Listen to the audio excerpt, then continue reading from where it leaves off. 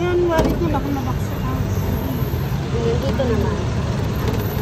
Mga gamit niya, lagyan mo sa bag mo.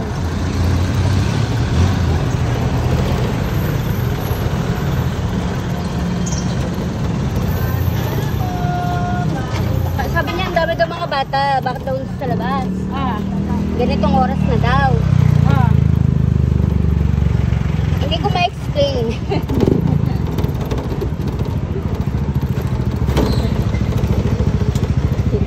Hindi ko ma-explain sa kanya. Kaya sabi ko, mamaya dadaan tayo dyan ng e-bike. Kacau na? Una dito.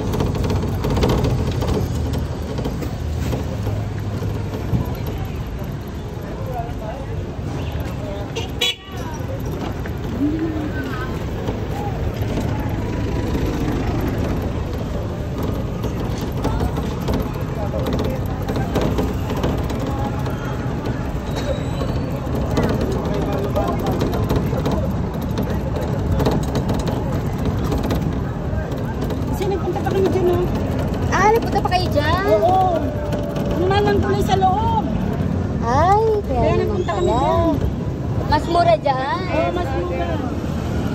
Grabe naman. Yung 40 namin, 35 lang dyan. Wala dito kami. Buti kinaya. Hala ko pa, address tayo.